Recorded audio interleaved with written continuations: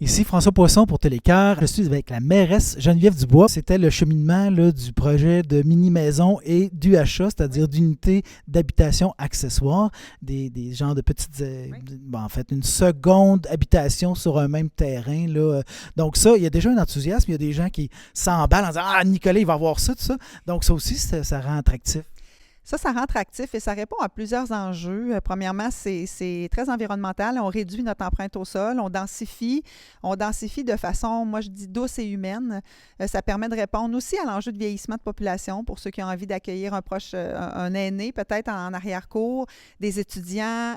Dans un contexte aussi d'inflation où les maisons sont chères, ça peut permettre aussi à des gens d'avoir une maison accessible. Et pour nous, c'est quand même aussi une façon de diversifier ou d'augmenter notre assiette fiscale parce que d'ajouter un bâtiment sur son terrain, ça ajoute de la valeur, donc ça fait augmenter les taxes. Je pense que tout le monde est gagnant dans cette formule-là. Ouais. Est-ce que ça prend des liens familiaux pour habiter? Non?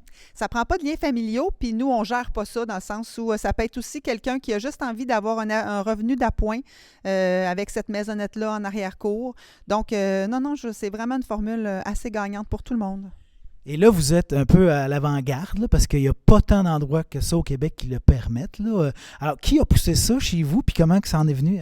Nous autres, ça fait longtemps que les élus poussent ce projet-là. Là, ça a repris peut-être 2 ans, vraiment, parce que là, il y avait toute la collecte un peu d'informations de ce qui se fait ailleurs. Tu sais, des fois, c'est le fun de s'inspirer de ce qui a été un bon coup ou d'un coup à ne pas reproduire. Donc, l'équipe a travaillé ça. Il y a eu la pandémie. On a eu toutes sortes d'éléments qui ont retardé un peu ce projet-là. Mais avec l'arrivée, tu sais, on le sait qu'il faut se densifier. On est en train de faire avec la MRC une étude sur l'optimisation de nos périmètres urbains.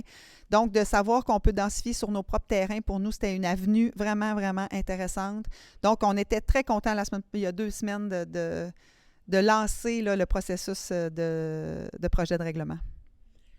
À ce même conseil-là, le 28 août, il y a un citoyen qui a parlé des mouches noires. Hey, on en a-tu cette année des mouches noires?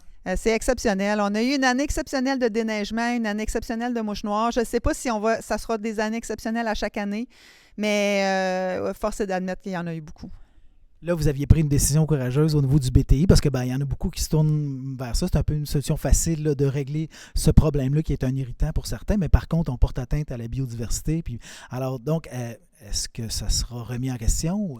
En fait, il y avait 2 éléments qui nous avaient amenés à prendre cette décision-là. Un, on était 6 ou 7 municipalités au départ à la MRC à étendre, à participer au projet BTI. Là, il y avait 2 municipalités qui s'étaient retirées. Il y avait Saint-Léonard-d'Aston, Sainte-Perpétue. Donc, à un moment donné, ça crée des trous aussi de d'épandage, je dirais ça comme ça, et ça rend l'efficacité moindre.